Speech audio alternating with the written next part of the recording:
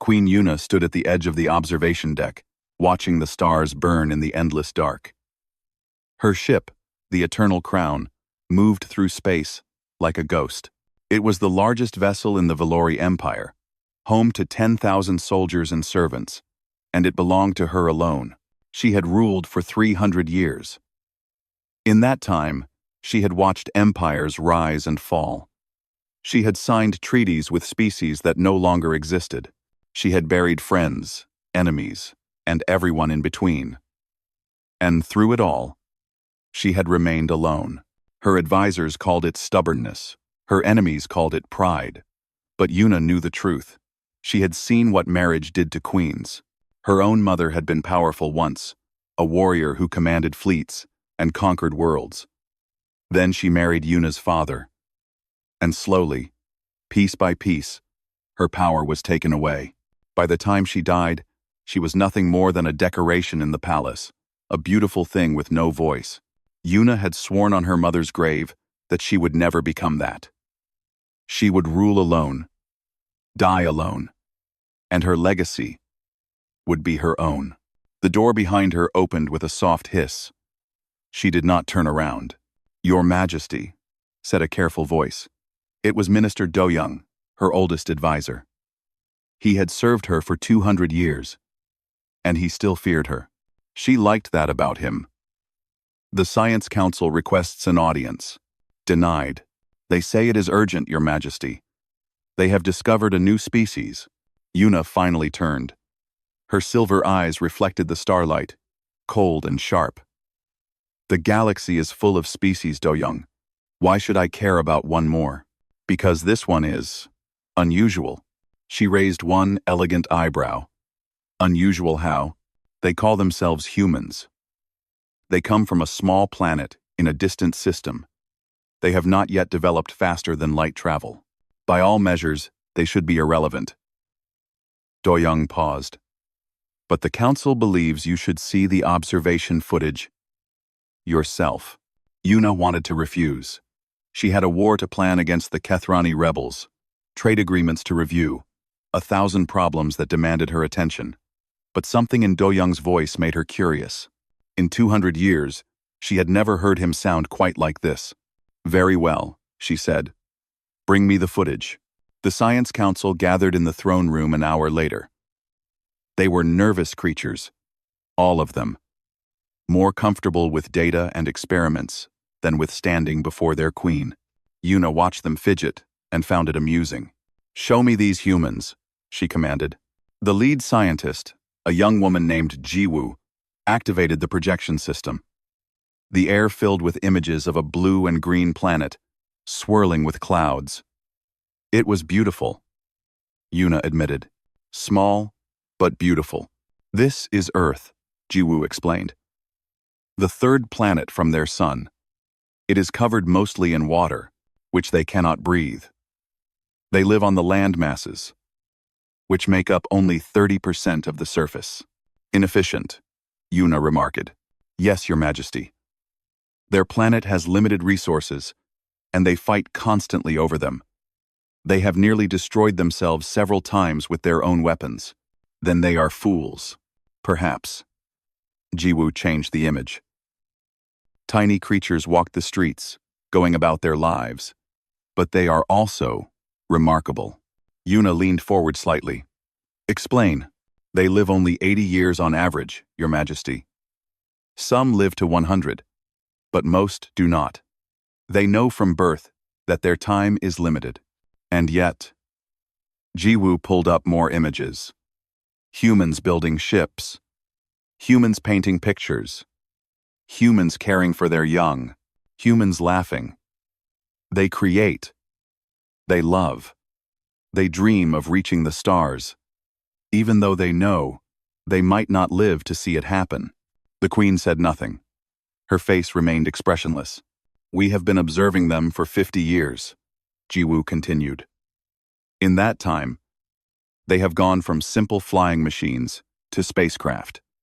They have sent probes to other planets. They have walked on their own moon.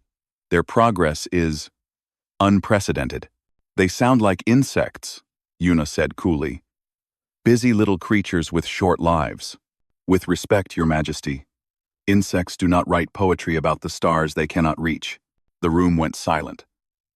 Jiwoo's face had gone pale, realizing she had spoken too boldly. But Yuna did not strike her down. Instead, the queen simply looked at the images again. She saw a human child looking up at the night sky, pointing at the stars with wonder in its eyes. She saw an old human, wrinkled and bent, still working on equations that might help future generations travel to distant worlds. She saw humans holding each other after disasters, crying together. Then, standing up to rebuild. They were fragile. They were brief. But there was something in them that burned. "Leave me," Yuna said suddenly. "All of you." The council fled gratefully. Only Do-young remained, standing in the shadows. "Your Majesty?" he asked carefully. "These humans," Yuna said, still watching the projection. "They truly live only 80 years?" "Yes, Your Majesty." "And they know this? They understand that death waits for them?" "They do." Yuna was quiet for a long moment. She had lived 300 years, and she had grown tired. The weight of her crown pressed down on her every day. She had power, she had wealth. She had everything the galaxy could offer. But watching these brief creatures chase their impossible dreams, she felt something she had not felt in centuries. She felt envy. "Continue the observations," she commanded. "I want to know everything about these humans, their history, their culture, their weaknesses, and their strengths." "Your Majesty, may I ask why?" "Drive Repring." "Why?" Yuna finally turned off the projection. The throne room fell into darkness, lit only by the distant stars outside the windows. "Because they interest me," she said simply. "And nothing has interested me in a very long time." Do-young bowed and left to carry out her orders. Alone in the darkness, Queen Yuna sat on her throne and thought about humans. She thought about their brief lives and their endless dreams. She thought about the way they looked at the stars, knowing they might never reach them, and chose to reach anyway. She was the unmarried queen, ruler of 12 star systems, feared and respected across the galaxy. She had sworn never to take a partner, never to share her power, never to let anyone close enough to hurt her. But as she sat in the dark and remembered the wonder in that child's eyes, she felt the first crack form in the walls she had built around her heart. She did not know it yet, but her life was about to change forever. Lieutenant Taeho had always dreamed of the stars. When he was a boy in Busan, he would climb to the roof of his family's small apartment building and watch the sky for hours. His mother would call him down for dinner, and he would pretend not to hear. The stars were more important than food. Now, 30 years later, he was finally among them. The ship was called the Horizon, and it was humanity's first attempt at deep space exploration. The mission was simple: travel beyond their solar system, gather data, and return home. No one expected them to find anything remarkable. The universe, scientists said, was probably empty. The scientists were wrong. Taeho was on the bridge when the alarms started screaming. Navigator Sujin looked up from her console, her face white with shock. "Lieutenant, there's something out there." "What kind of something?" "A ship. A big ship. A very, very big ship." Taeho looked at the screen and felt his heart stop.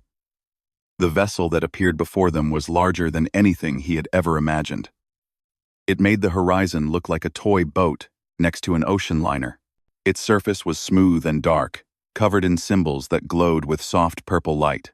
"Are we receiving any signals?" Taeho asked, forcing his voice to stay calm. Engineer Junho shook his head. "Nothing on any frequency we can detect." "Then we wait, and we don't make any sudden moves." They waited. Minutes passed. Then, hours. The alien ship just floated there, watching them. Taeho felt like a mouse being studied by a cat. Finally, a beam of light shot out from the alien vessel. It passed over the horizon, scanning every inch of the ship. Then, a voice filled the bridge, speaking perfect Korean. Human vessel. You will send one representative to our ship for an audience with Her Majesty, Queen Yuna of the Valori Empire. This is not a request. Taeho looked at his crew. Sujin was gripping her console so hard her knuckles had turned white. Junho was sweating. Medical Officer Hana had her hand on her emergency kit, though what good that would do against an alien empire, none of them knew. I'll go, Taeho said. Sir, you can't, Sujin protested. We don't know what they want. They could kill you. They could kill all of us right now if they wanted to. That ship has enough weapons to destroy our entire planet. Taeho straightened his uniform. But they're asking for a representative. That means they want to talk. And if someone is going to die for humanity today, it should be me. Before anyone could argue further, he walked to the airlock. The transport beam was strange. One moment, Taeho was standing on his ship, and the next he was somewhere else entirely. The room around him was vast, with ceilings so high he could barely see them. The walls were covered in tapestries that showed battles, coronations, and scenes from a history he could not understand. And at the far end of the room, sitting on a throne made of something that looked like frozen starlight, was the queen. She was tall. That was the first thing Taeho noticed. Easily 7 feet, maybe more. Her skin was pale purple, and her hair was silver white, falling past her shoulders in waves. Her eyes were the color of mercury, and when they fixed on him, Taeho felt like he was being seen for the first time in his life. She was terrifying. She was beautiful. He was not sure which feeling was stronger. Come closer, human, she commanded. Taeho walked forward. His boots echoed on the polished floor. All around him, alien courtiers watched with barely hidden disgust. He was clearly beneath them. A primitive creature, from a primitive world. He did not belong here. He stopped at the bottom of the stairs that led to her throne and bowed. Your Majesty, I am Lieutenant Taeho of the Korean Space Agency. I represent the people of Earth. I know who you are. The Queen's voice was cold and smooth, like water over stone. I have been watching your species for some time. That's a little creepy, if I'm being honest. The entire court gasped. Several guards reached for their weapons. But Taeho just stood there, waiting. If he was going to die, he might as well die being himself. To everyone's shock, the Queen did not kill him. Instead, something strange happened to her face. It took Taeho a moment to realize she was trying not to smile. You are bold for such a fragile creature, she said. Where I come from, we call it stupid. But thank you. Your species lives only 80 years. You have no psychic abilities, no natural weapons, no space fleet, and yet you flew into the unknown anyway. Why? 16. 16. 16-4. 16-4. Taeho thought about the question. He could give a diplomatic answer, something about exploration and scientific progress. But something about the Queen's eyes made him want to tell the truth. Because we dream, he said. We know we're small. We know we're brief. But we look at the stars and we think, maybe we can reach them. Maybe we can be more than we are. He shrugged. It's probably foolish, but it's who we are. Amen Argon. Amen Argon. Amen Argon. Amen Argon. Maybe we can be more than we are. Amen Argon, we can be more. Amen Argon. Amen Argon, we can be more. Amen Argon, we can be more. Amen Argon, we... The Queen said nothing for a long moment. She just looked at him, her silver eyes unreadable. You do not kneel when you speak to me, she observed. I wasn't sure if I was supposed to. Everyone kneels to me. Emperors, warlords, gods of dying religions. They all kneel. Do you want me to kneel? Another pause. The court held its breath. No, Queen Yuna said finally. I find that I do not. She rose from her throne. She was even taller standing, and her presence filled the room like a storm filling the sky. She walked down the stairs slowly, each step deliberate, until she stood directly in front of Taeho. He had to crane his neck to look at her face. "You interest me, human," she said quietly. "And nothing has interested me in a very long time." Before Taeho could respond, she turned to her attendants. Her voice rang out across the throne room, clear and commanding. "Begin the preparations." The court erupted into chaos. Advisors shouted. Servants ran in every direction. Someone fainted. Through it all, Taeho stood frozen, trying to understand what had just happened. "Preparations for what?" he asked. The queen looked back at him over her shoulder. For just a moment, her cold mask slipped, and he saw something vulnerable underneath. Something almost human. "For our wedding, of course." Taeho's mouth fell open. He tried to speak, but no words came out. He tried again, and managed a single, eloquent response. "What?" But the queen was already walking away, leaving him standing alone in a room full of aliens who looked just as confused as he felt.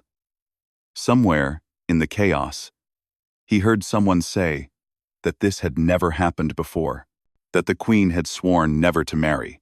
Taeho thought about his simple exploration mission. He thought about the stars he had dreamed of reaching as a boy. He thought about his mother, who was probably making dinner right now in Busan, completely unaware that her son had just been proposed to by an alien queen. "I really should have stayed on the roof," he muttered to himself. But even as he said it, he could not stop thinking about the way her mask had slipped. The way she had looked at him like he was something new and strange and wonderful, like he was the first star she had seen in centuries. The news spread across the galaxy like wildfire. The unmarried queen had chosen a mate. After 300 years of refusing every suitor from every species, she had finally found someone worthy. And that someone was a human. On 1,000 worlds, diplomats choked on their drinks. Emperors sent angry messages demanding explanations. The Kethrani rebels, who had been at war with the Valori Empire for decades, actually stopped fighting for a full day just to process the information. Everyone had questions. Who were these humans? Where did they come from? What made them special? Taeho had questions too. Mostly, he wanted to know if he was dreaming. He had been given quarters on the Eternal Crown, rooms larger than his entire apartment back on Earth. The bed could have held 10 people. The bathroom had a pool instead of a shower. There was a window that looked out into space, and when he stood there, he could see entire nebulae drifting past like clouds. But he could not enjoy any of it. His mind was spinning too fast. "This is insane," he said to himself for the 100th time. "This is completely insane." The door chimed. Taeho jumped like a startled cat. "Come in," he called, trying to sound calm. The door opened, and Sujin walked in. She looked tired and worried, but she was alive and unharmed. Behind her came Junho and Hana, the entire crew of the Horizon, all safe. Taeho felt relief wash over him like a wave. He ran to them and pulled them all into a hug, which was awkward because Junho was much bigger than him, and Hana did not like being touched. "Are you all okay?" he asked. "Did they hurt you?" "We're fine," Sujin said. "They actually treated us very well. Better than some hotels I've stayed at. The food is amazing," Junho added. "I had this purple thing for breakfast. I don't know what it was, but I want more." Hana pushed her way out of the hug. "Lieutenant, what is happening? Why are we being treated like honored guests? And why is everyone talking about a wedding?" Taeho sighed. He sat down on the enormous bed and told them everything. The audience with the queen, the strange way she had looked at him, her sudden announcement about preparations. When he finished, his crew stared at him in silence. "You're getting married to an alien queen," Sujin said slowly. "An alien queen who rules 12 star systems. Apparently. Did you agree to this?" "I didn't even get a chance to say anything. She just decided." "That's not how proposals work," Hana pointed out. "I know." Junho raised his hand like a student in class. Taeho opened his mouth to answer, then closed it again. He thought about the queen's silver eyes, her elegant face, the way she moved, like every step was part of a dance only she could hear. That's not the point, he said finally. That's a yes, Junho decided. Before Taeho could argue, the door chimed again. This time, when it opened, Minister Do-young stood on the other side. He looked at the humans with barely hidden disdain. Lieutenant Taeho, he said formally, Her Majesty requests your presence in the garden. The garden? You have a garden on a spaceship? We have many things on this ship that would surprise you, human.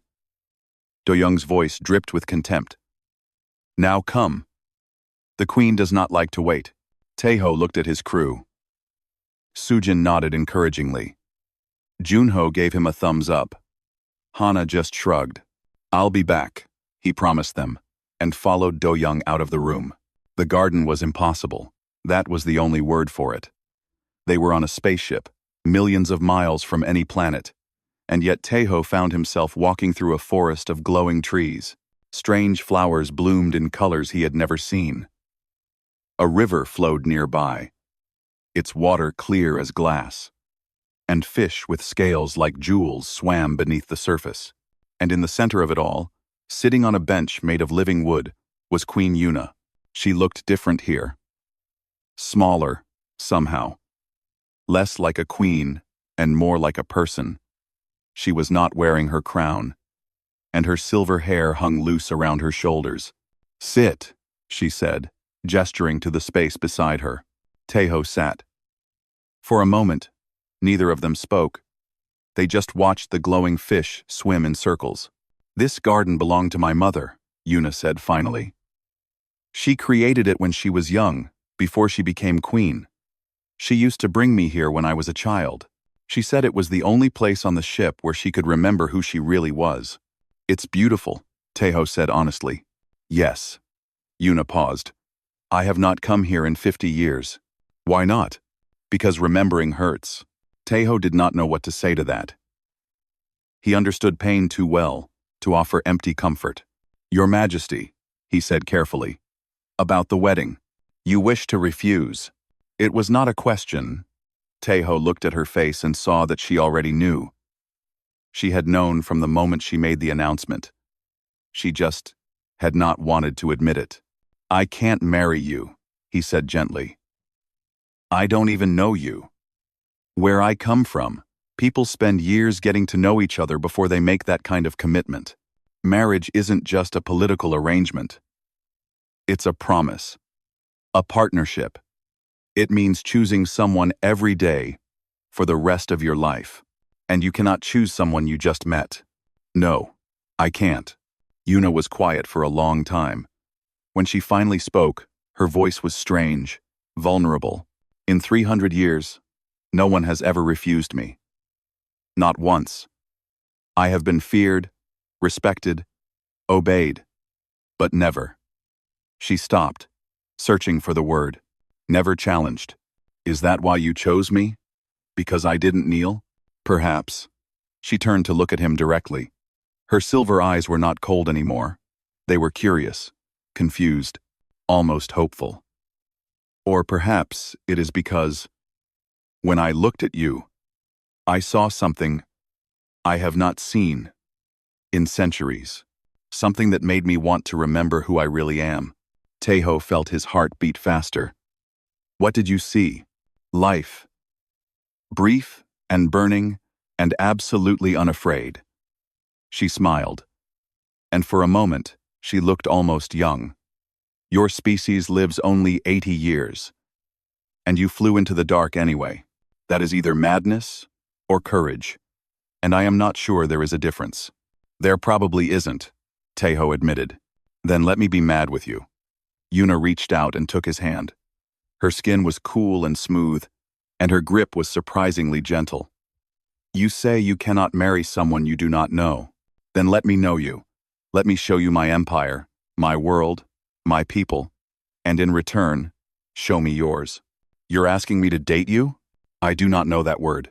It means spending time together, learning about each other, Seeing if we fit. Yuna considered this. Yes, I am asking you to date me. Teho should have said no. He should have demanded to be returned to Earth immediately. He had a mission to complete, a crew to protect, a whole species counting on him to make first contact successfully. But when he looked at the Queen, he did not see a ruler of 12 star systems. He saw a woman who had been alone for 300 years, sitting in her mother's garden, asking someone to stay. Okay, he said, but I have conditions. Name them. My crew stays with me. We're not prisoners or hostages. We're free to leave whenever we want. Agreed. You don't make any more announcements about weddings until we both decide together. Agreed. And you call me Teho, not human.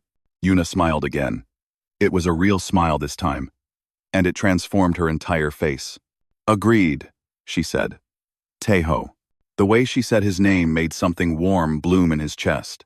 He tried to ignore it. This is still crazy, he told her. Yes, she agreed.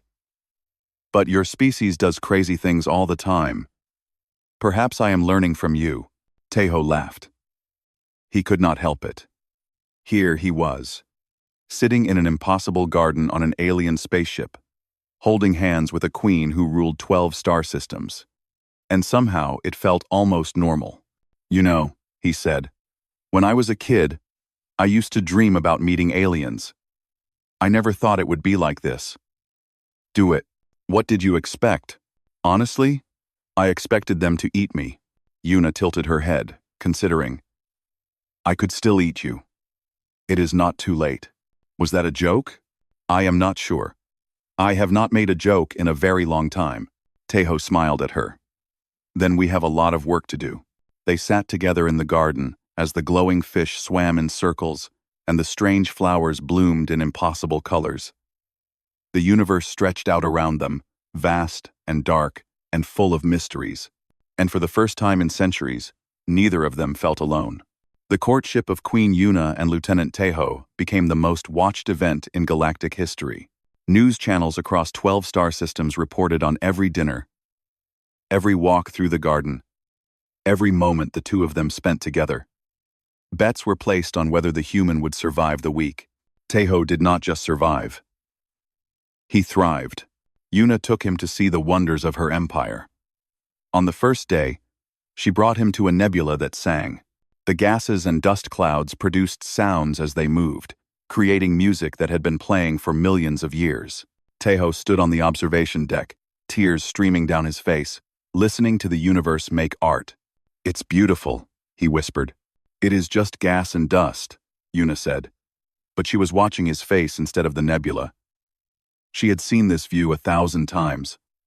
She had never seen anyone react to it like this. Just gas and dust, Teho repeated, shaking his head. Back home, people would fight wars to see something like this. And you have it right here, whenever you want. Does that make it less special? Maybe. Or maybe you've just forgotten how to see it properly. Yuna did not answer, but she thought about his words for a long time afterward. On the second day, she took him to a planet made entirely of crystal. The surface was covered in formations that caught the light of 3 suns, creating rainbows that stretched across the entire sky. Teho ran through the crystal fields like a child, laughing and spinning with his arms spread wide. You are going to fall, Yuna warned him. Then I'll get back up. He did fall, eventually. He scraped his knee on a crystal formation, and purple blood welled up from the cut. Yuna was at his side in an instant, worried and confused. You are injured, she said. We must return to the ship. It's just a scratch. You are bleeding. Humans bleed all the time. It's fine. Teho stood up and brushed off his pants. See? Already stopping. Yuna stared at the small wound like it was the most terrifying thing she had ever seen. In a way, it was. She had lived 300 years without a single scar. Her body healed instantly from any injury, but this human, this fragile creature who lived only 80 years, could be hurt so easily. And yet he smiled about it. You are impossible, she told him. I've been told that before. On the third day, she showed him the great library of Valora, which contained the knowledge of 1,000 extinct civilizations. Books written in languages that no living being could read. Artifacts from species that had died before humanity's sun was born. Tejo spent hours wandering through the endless halls, touching the spines of ancient books with something close to reverence. "Do you ever feel small?" he asked Yuna. "No. I feel eternal. My empire will outlast them all. But you won't." Yuna froze. No one had ever spoken to her like that. No one had ever reminded her that even queens die eventually.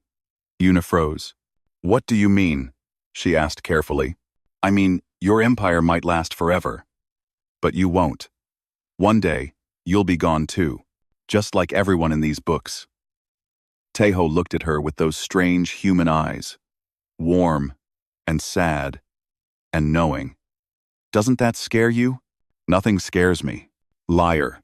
Yuna wanted to be angry. She should have been angry, but instead, she found herself sitting down on the library floor, her back against a bookshelf that held the collected wisdom of a civilization that had mastered time travel before destroying themselves. "Everything," she admitted quietly. "Everything scares me." Tejo sat down beside her. He did not touch her, did not offer empty comfort. He just sat with her in the silence, letting her be afraid. "That's okay," he said finally. "Being scared is okay. It means you have something to lose."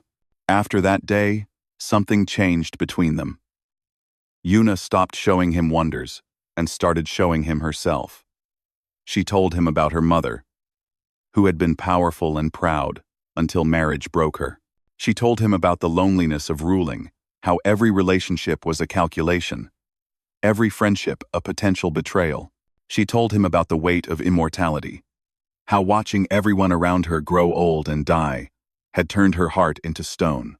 And Tejo listened. He listened like no one had ever listened before. And when she finished talking, he did something unexpected. He taught her about humanity. He showed her how to make kimchi, using ingredients from the ship's garden that were close enough to what he needed. He taught her Korean words, laughing as she struggled with the pronunciation. He introduced her to his crew and watched as Sujin taught her how to play card games. Junho showed her human music, and Hana explained the miracle of human medicine, how they healed each other, despite having no natural regeneration. "You are weak," Yuna observed one evening, watching Hana treat Junho for a minor burn he had gotten in the engine room. "You break easily. You heal slowly. And yet, you care for each other so fiercely." "Because we have to," Hana said simply. "We can't survive alone. So, we learn to survive together." Yuna thought about her own people, who could regenerate from any wound, who lived thousands of years, who never needed anyone for anything. They were strong. They were independent. They were desperately, achingly alone. "Perhaps," she said slowly, "weakness is not always a flaw." Hana smiled at her. It was the first time any of the humans had smiled at her without fear. "Perhaps strength is not always a virtue," Hana replied. As the weeks passed, Tejo found himself falling into a routine. Mornings with Yuna in the garden, talking about everything and nothing. Evenings eating dinner together, a strange family formed from humans and aliens who were slowly learning to understand each other. And through it all, he watched Yuna change. She laughed more. She relaxed the rigid control she held over every expression, every gesture. She asked questions about Earth, about human history, about the small, silly things that made life worth living. "Why do humans celebrate birthdays?" she asked one night. "You are just marking another year. Closer to death. That's exactly why we celebrate," Tejo explained. "We know our time is limited. So we celebrate every year we get. Every day we're alive is a gift. That is both beautiful and incredibly sad. That's humanity for you." Yuna reached across the table and took his hand. It had become natural now. This small gesture of connection. The first time she had done it, Tejo's heart had nearly stopped. Now it just felt right. "I have lived 300 years, she said. And I have never once celebrated being alive. I simply existed." Day after day, year after year, century after century. I thought that was strength. I thought that was power. What do you think now? I think I was just lonely. She squeezed his hand. And I think you are teaching me how to live. Taeho looked at her across the table. She was still terrifying, still beautiful, still a queen who ruled 12 star systems with an iron will. But she was also just Yuna, a woman who had been alone for too long, learning how to open her heart again.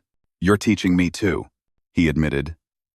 I spent my whole life dreaming about the stars. But I never thought about what I would do when I reached them. I never thought about who I would share them with. And now I think maybe the destination doesn't matter as much as the journey. Or the company. Yuna smiled. It was real and warm and made her whole face glow. That sounds like something from a human book. Probably. We're not very original. But we're good at finding meaning in small things. Yes, Yuna agreed. You are. Outside the window, stars burned in the endless dark. Somewhere out there, Earth was spinning, full of humans who had no idea that their species had just become part of something much larger.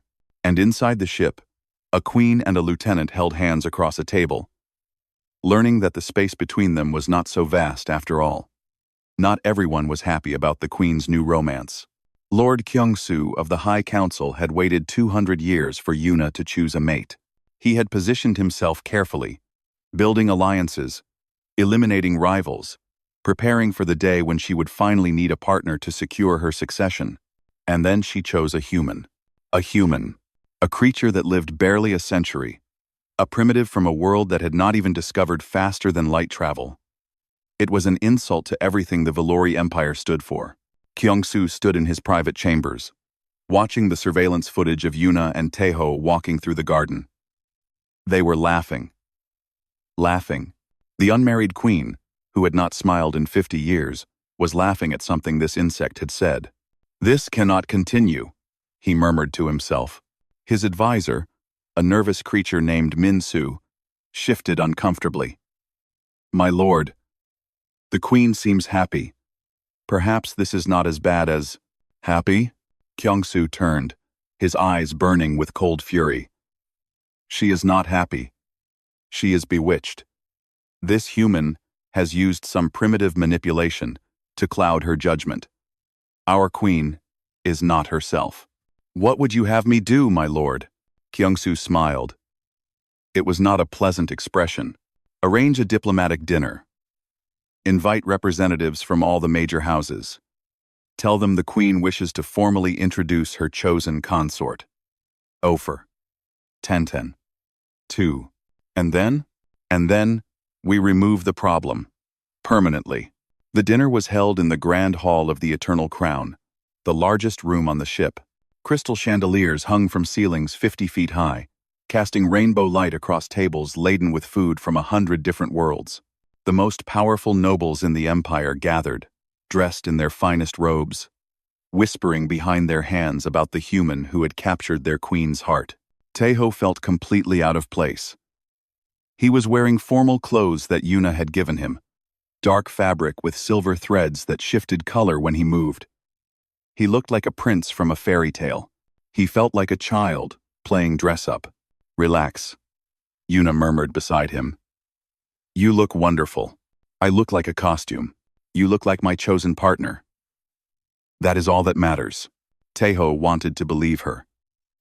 But he could feel the eyes of the nobles on him, measuring him, judging him. He knew what they saw. A weak, short-lived creature who had somehow tricked their queen into caring about him. None of them understood. None of them wanted to understand. The dinner proceeded smoothly at first. Food was served. Wine was poured. Nobles made polite conversation while watching Taeho, like hawks watching a mouse. Then Lord Kyungsoo rose to make a toast. To Her Majesty, he said, raising his glass. And to her chosen partner. May this union bring glory to the empire. Everyone drank. Taeho took a sip of his wine without thinking. It tasted strange, sweeter than usual, with a bitter undertone he had not noticed before. 5 minutes later, he collapsed. Everything happened at once. Taeho felt a burning pain in his chest, like fire spreading through his veins. His vision went dark. He heard Yuna screaming his name, felt her cool hands on his face, but he could not respond, could not move, could not breathe. "He's been poisoned," Hana shouted, pushing through the crowd of nobles to reach him. She pulled out her medical scanner and ran it over his body. Her face went pale. "It's some kind of neurotoxin. I've never seen anything like it." "Use the Valori antidote," Yuna commanded. Her voice was cold and steady, but her hands were shaking. "We have treatments for every known poison. It won't work." An old physician had appeared beside them, his face grim. "The human's biology is too different from ours. The antidote could kill him faster than the poison. Then what do we do?" "There is nothing to do, Your Majesty." "I am sorry." Yuna turned to look at the assembled nobles. Her silver eyes burned with a rage that made even the bravest of them step back. "Who did this?" Her voice echoed through the hall like thunder. "Who poisoned my consort?" Silence. No one moved. No one breathed. Then Sujin stepped forward. She had been standing in the corner with Junho, both of them dressed in their finest clothes. Both of them, now looking like they were ready for war. "I can find out," she said. "I need access to the ship's security systems. Every surveillance feed from the past 6 hours. Grant her access," Yuna commanded. "Your Majesty," Minister Doyoung protested. "We cannot give a human access to our not one. I said grant her access. Now. There. Aldevai. There. Within an hour, Sujin had traced the poison back to its source. The wine that had been served to Taeho, and only to Taeho, had been poisoned in the kitchen. The servant who had done it was found unconscious in a storage room, his memory wiped by a neural device. But the device had a serial number, and the serial number was registered to Lord Kyungsoo. While Sujin worked, Hana fought to keep Taeho alive. She had no Valori medicine, no alien technology she understood. All she had was her training, her determination, and the desperate knowledge that her commanding officer was dying. "I need samples," she told the Valori physicians. "Every antidote you have, every compound you've ever used to treat toxins." "It won't work," they repeated. "His biology, I don't care about his biology. I need to understand your chemistry. Give me everything." They gave her everything. They had no choice. The queen was standing over them, and her eyes promised death to anyone who hesitated. Hana worked through the night. She isolated the poison, analyzed its structure, and began testing combinations of Valori compounds against human cellular samples. Taeho's blood, Taeho's tissue, Taeho's life, reduced to data on a screen. Junho stayed with her the whole time, handing her tools, fetching samples, keeping her fed and awake. "You can do this," he told her whenever she started to despair. "You're the best doctor I know. You can do this." By morning, she had found it, a combination of 3 Valori compounds that neutralized the poison without destroying human cells. It had never been tested. It might not work, but it was the only chance they had. "Do it," Yuna said. Hana injected the treatment into Taeho's arm. For a long moment, nothing happened. Then, slowly, the readings on the monitors began to stabilize. His breathing deepened. His heart rate steadied. He opened his eyes. "What?" His voice was a croak. "What happened?" Yuna dropped to her knees beside him. Tears streamed down her face, the first tears she had shed in a century. "You were poisoned," she said. "You almost died. That's not great." Despite everything, Yuna laughed. It was a broken, desperate sound, half sob and half relief. "No." Taeho reached up and touched her face, wiping away her tears with his thumb. "Hey," he said softly. "I'm okay. I'm still here. You almost were not, but I am." Thanks to Hana. He looked over at his medical officer, who was slumped in a chair, exhausted beyond words. You saved my life. Don't thank me yet, Hana mumbled.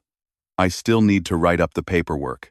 Junho laughed, and Sujin smiled, and for a moment, everything felt almost normal. Then Yuna stood up. Her tears had dried, and her face had become something terrible. Something that reminded everyone in the room that she had ruled an empire for 300 years, and she had not done it by being kind. Lord Kyungsoo, she said, bring him to me. The guards dragged Kyungsoo into the medical bay. He had tried to run, of course, but there was nowhere to go on a ship that belonged entirely to the Queen. His fine robes were torn, his face bruised from his capture. Your Majesty, he began, I can explain. You poisoned my consort. You tried to kill the man I love. Yuna's voice was quiet, calm, absolutely terrifying. There is no explanation you could give that would satisfy me. He is just a human, a primitive. He has bewitched you, clouded your judgment. He has shown me how to live. He has made me laugh for the first time in 50 years. He has given me hope that I might not have to face eternity alone. I was protecting the Empire. You were protecting yourself. Your ambition. Your greed. She raised her hand, and a blade of pure energy formed in her palm. And now, you will pay for it. Yuna. Everyone turned. Taeho had pushed himself up on one elbow, his face pale, but his eyes clear. Don't, he said. He tried to kill you. I know. But if you execute him like this, in anger, without a trial, you become the monster he says you are. Taeho held her gaze. You're better than this. Taeho. For a long moment, Yuna stood frozen. The blade flickered in her hand, hungry for blood. Then, slowly, she let it fade. Take him to the cells, she commanded. He will face trial before the High Council. Every crime he has committed will be laid bare for the galaxy to see. Kyungsoo was dragged away, screaming protests that no one listened to. Yuna returned to Taeho's side and took his hand. You could have let me die, he said quietly. Found someone less complicated. I have lived 3 centuries, she replied. I have never found anyone who made me want to be complicated. Taeho smiled. Even exhausted, even recovering from poison, he still managed to smile. That might be the most romantic thing you've ever said. Do not get used to it. Too late. In the corner, Hana finally fell asleep in her chair. Junho covered her with a blanket. Sujin stood guard at the door, watching for threats that no longer existed. And in the center of it all, a queen and a lieutenant held hands and refused to let go. They had survived. They were together, and nothing in the galaxy was going to change that. Taeho recovered slowly. Human bodies, Hana reminded him constantly, were not designed for alien poisons. He needed rest. He needed time. He needed to stop trying to get out of bed and do things. But while his body healed, his mind would not stop spinning. He sat by the window of his quarters, watching the stars drift past. Somewhere out there, impossibly far away, was Earth, his home, his family. Everything he had known before he flew into the dark and found a queen who looked at him like he was a miracle. Yuna found him there one morning, lost in thought. You are thinking about home, she said. It was not a question. Yeah. She sat down beside him, close enough that their shoulders touched. They had become comfortable with each other in ways that still surprised Taeho. This woman who had ruled alone for 300 years now sought out his presence like she needed it to breathe. Do you miss it? Every day. Taeho sighed. My mother makes the best kimchi jjigae in Busan. My sister sends me pictures of her cat every morning, even though I've been gone for months and can't receive them. My neighborhood has this old man who plays chess in the park every Sunday, and I've never beaten him. Not once in 15 years of trying. Yuna was quiet for a moment. These sound like small things. They are small things. That's what makes them important. He turned to look at her. Your empire has wonders that would make humans weep. Singing nebulae, crystal planets, libraries that hold the wisdom of extinct civilizations. But you know what you don't have? Thanks for watching. And we'll see you in video. What? Old men playing chess in parks, mothers making soup, sisters sending pictures of cats. Tejo shook his head. The small things are what make life worth living, Yuna. The big things are just backdrop. She considered this. You are telling me you want to go home. I'm telling you I need to go home, at least for a while. He took her hand. I need to see my family. I need to tell them what's happened. I need to figure out if I'm ready to leave them forever. Forever is a long time. Not for you, but for us. Tejo squeezed her hand. If I marry you, I become part of your world. I might never see Earth again. I might outlive everyone I love, if your science can extend my life. Yuna's face had gone very still. Is that why you hesitate? Because of death? I hesitate because I'm scared. Scared of losing everything I know. Scared of not being enough for you. Scared that one day you'll wake up and realize you made a mistake choosing a fragile little human who can be killed by a glass of wine. You are not fragile. Compared to you, I'm made of paper. Paper can carry words that change the world. Yuna reached up and touched his face, her cool fingers gentle against his cheek. You have already changed mine. They sat in silence for a while, watching the stars. Go home, Yuna said finally. See your family.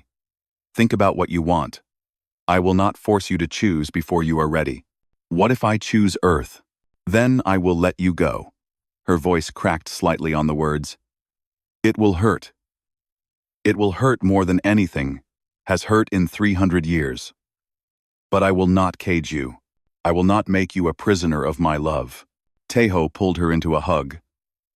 She was taller than him, stronger than him, older than him by centuries.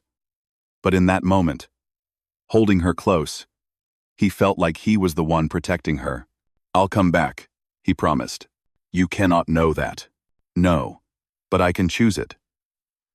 The journey to Earth took 3 weeks in the Valori ship, which was much faster than anything humanity had ever built. Tejo spent most of it with his crew, talking about everything that had happened. Everything that might happen next.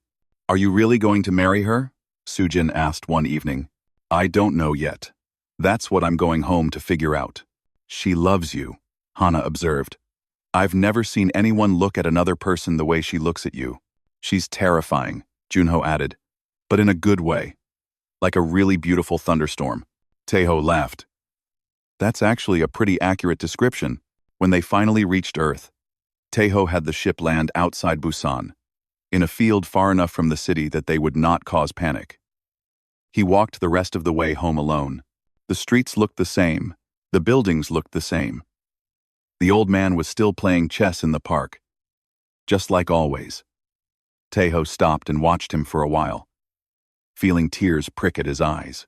He had traveled to the stars. He had met an alien queen. He had almost died. And through it all, this old man had just been sitting here, playing chess, waiting for someone to challenge him. Young man, the old man called out, are you going to stare, or are you going to play? Tejo sat down across from him. I've been gone for a while. I noticed. Did you find what you were looking for? I found something. I'm not sure if it's what I was looking for. That's how it usually works.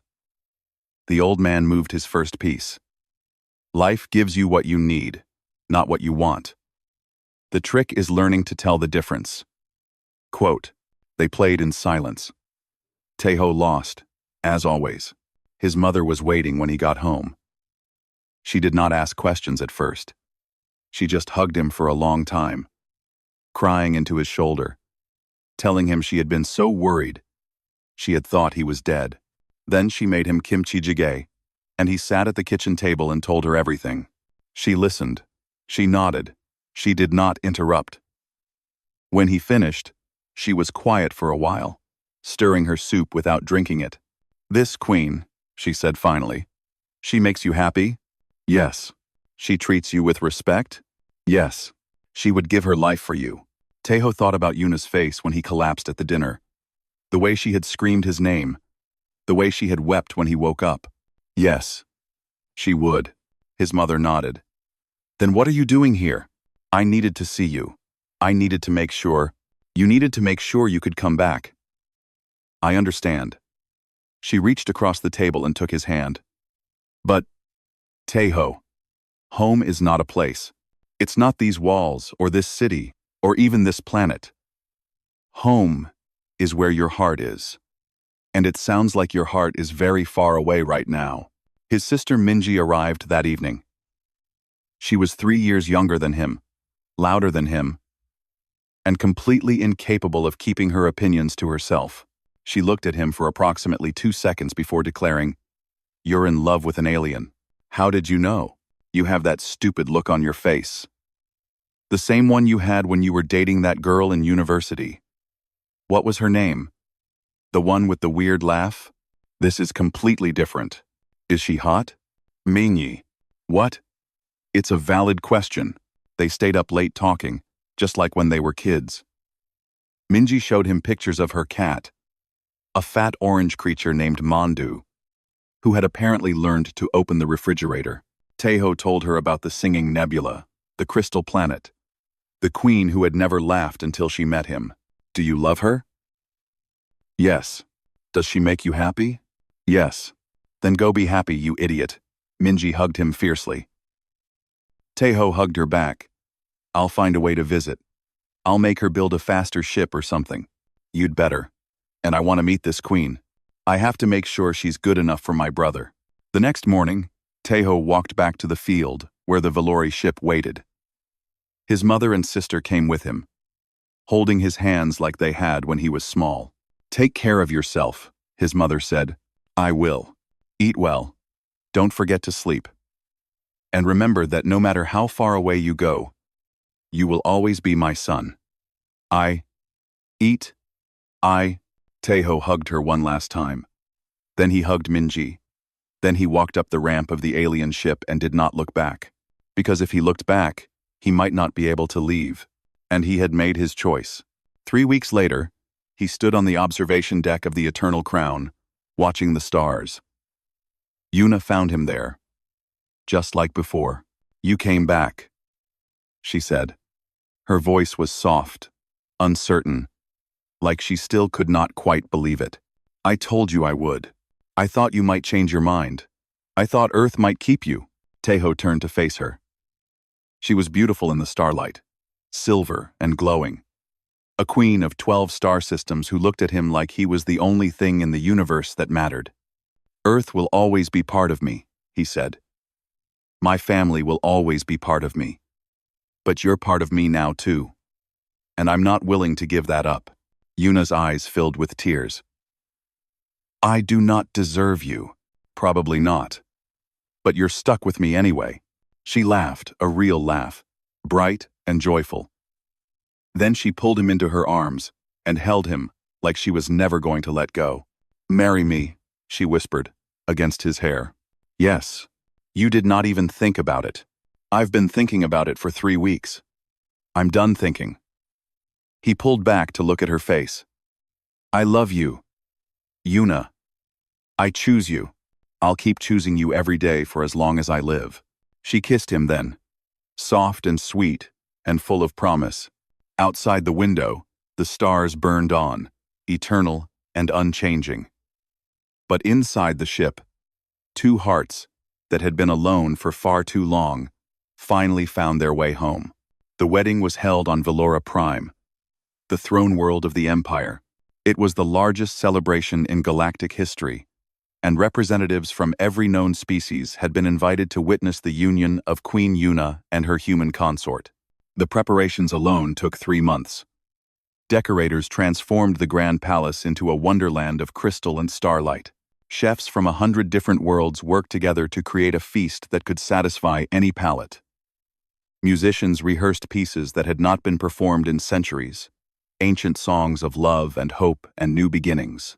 And at the center of it all, trying very hard not to have a panic attack, was Taeho. "I can't do this," he said, pacing back and forth in his dressing room. "There are going to be millions of beings watching. Billions, maybe. What if I trip? What if I forget my vows? What if I accidentally start a war by using the wrong fork at dinner? There are 17 forks," Junho said unhelpfully. I counted. "Dree far." Not helping, Sujin stepped in front of him, blocking his pacing. She had been promoted to commander specifically for this occasion, leading humanity's first official diplomatic delegation to an alien empire. She looked impressive in her new uniform, calm and confident, in a way that Taeho desperately wished he could copy. "Taeho," she said firmly, "look at me." A looked. "You have faced death. You have survived assassination attempts. You have made an immortal queen fall in love with you, through sheer force of personality. You can handle a wedding. The wedding isn't the scary part. The marriage is the scary part." "That's fair," Sujin smiled. "But you chose this. You chose her. And I've seen the way you look at each other. Whatever challenges come, you'll face them together." Hana appeared at the door, wearing a dress instead of her usual medical uniform. She looked uncomfortable, but beautiful. "They're ready for you," she said. "It's time." Taeho took a deep breath. Then another. Then one more for good measure. "Okay," he said. "Let's go get married." The ceremony was held in the throne room of stars, a vast chamber with a domed ceiling that showed the actual sky of Valora Prime. Thousands of guests filled the hall, seated in order of rank and importance. At the front, on a raised platform covered in flowers from both Earth and Valora, stood the ceremonial arch where the union would be blessed. Taeho walked down the aisle with Junho at his side. His friend had insisted on being his escort, claiming it was a human tradition that he had definitely not made up on the spot. The guests watched in silence as the small human made his way through their midst, a tiny figure surrounded by giants. But Taeho did not feel small anymore. He felt like exactly the right size. At the arch, he turned and waited. Music began to play a strange, haunting melody that seemed to come from everywhere at once. And then, the doors at the far end of the hall opened, and Yuna appeared. She was wearing white. In 300 years of rule, she had never worn white. Black was her color, the color of power and authority, and untouchable strength. But today, she had chosen white, the color of new beginnings. Her gown flowed behind her like water made solid, catching the light of 1,000 stars. Her silver hair was loose, crowned with a simple circlet of crystal flowers. She wore no makeup, no jewelry beyond the circlet. She did not need any. She was the most beautiful thing Taeho had ever seen. Yuna walked toward him slowly, her eyes never leaving his face. When she finally reached the arch, she took his hands in hers and smiled. "You look terrified," she whispered. "You look amazing." "That is not a denial. I'm absolutely terrified. But I'm also the happiest I've ever been." The ceremony was conducted by an ancient being called the Speaker of Stars, who had performed royal weddings for thousands of years. The vows were spoken in both Valori and Korean, translated simultaneously for the billions watching across the galaxy. When it was Yuna's turn to speak, her voice filled the hall with quiet power. "I swore I would never marry," she said. "I believed love was weakness. I believed that opening my heart would mean losing my power, my independence, myself. For 300 years, I kept everyone at a distance. For 300 years, I was alone." She squeezed Taeho's hands. "Then I met a human. A small, fragile creature from a small, fragile world. He did not kneel before me. He did not fear me. He looked at me like I was just a person, not a queen. And he asked me questions no one had ever dared to ask." Tears were streaming down her face now, but her voice remained steady. "He taught me that strength without connection is just loneliness with better weapons. He taught me that brief lives can hold infinite meaning. He taught me how to laugh again, how to hope again, how to love again. Taeho felt his own eyes filling with tears. That's the most romantic thing you've ever said. I know. Junho is recording this. I know that too. She smiled through her tears. I do not care. Let the galaxy hear. Let them know that their unmarried queen has finally found someone worth marrying. When it was Taeho's turn, his voice was rougher, less polished, but no less true. I grew up looking at the stars, he said. I dreamed of reaching them, of exploring the universe, of finding something bigger than myself. I never imagined I would find this. I never imagined I would find you. He looked up at Yuna, this impossible woman who ruled 12 star systems and had chosen to share her heart with him. You're terrifying, he admitted. You're ancient and powerful, and you could destroy me without trying. But you're also kind and curious and lonely and brave. You're the most complicated person I've ever met, and I want to spend the rest of my life learning all your complexities. He grinned. Besides, my sister wants to meet you, and she's scarier than you are. Laughter rippled through the crowd. Even Yuna laughed, though she tried to hide it. I love you, Taeho said simply. I choose you, today and every day, for as long as I live. The speaker of stars pronounced them joined, and the hall erupted in celebration. Music played. Guests cheered. Somewhere in the crowd, Junho was definitely crying, though he would deny it later. And in the center of it all, a queen and a human kissed for the first time as partners, as equals, as family. The feast that followed was legendary.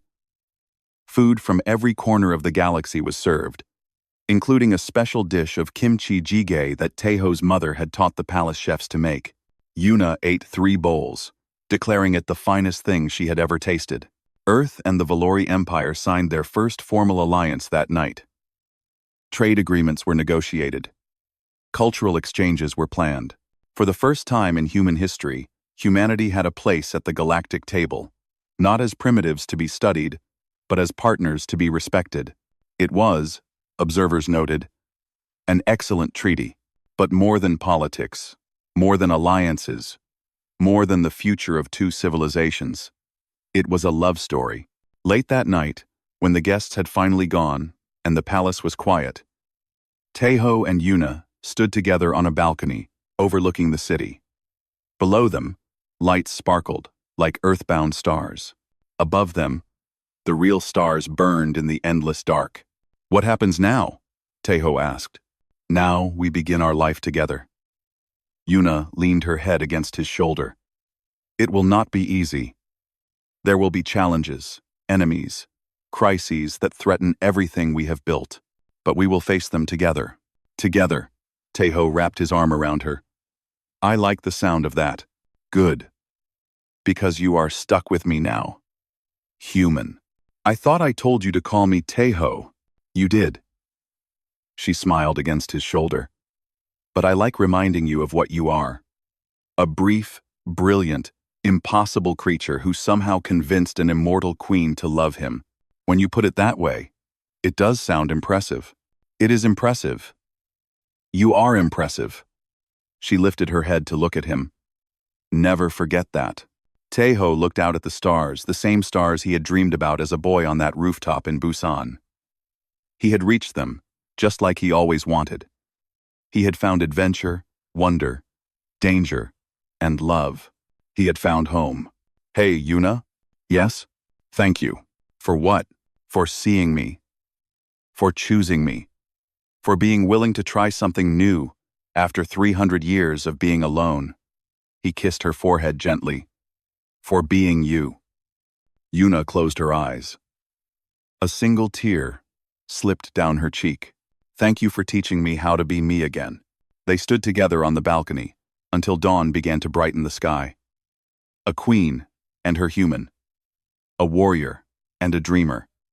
2 hearts that had traveled across the stars to find each other.